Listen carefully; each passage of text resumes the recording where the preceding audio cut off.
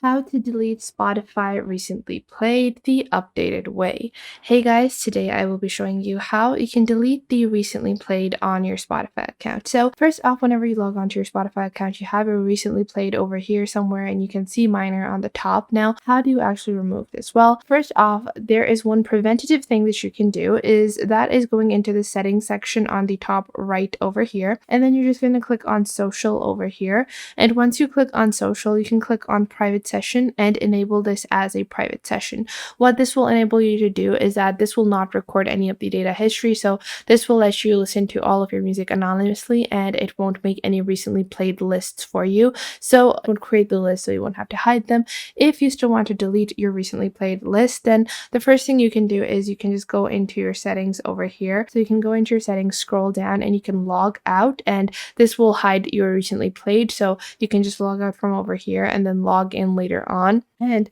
until then, you can just use the basic version of Spotify where you won't have any of the recently played showing. Now, if you want to still be able to hide your recently played, so if you want to hide the recently played and don't want to log out, then you can go into your settings over here. And once more in your settings, you're going to click on social over here and you're going to click on this recently played artist. So you can choose to toggle this on or off. So you can turn this off and this will hide all of your recently played artists from your public profile. So everything, all of the recently played that you can see over here, this won't appear on my public profile, but it will appear obviously on my own login. And there is no actual way where you can actually delete these recently played from your own home page other than just logging out. Or if it is your own playlist, then you can click on the playlist over here, click on these three dots and click on make private to make the playlist private, and it will make sure to make it private, but it will still appear on your own personal web interface. So that was it for today. I hope you guys found this video helpful, and I will see you in the next video.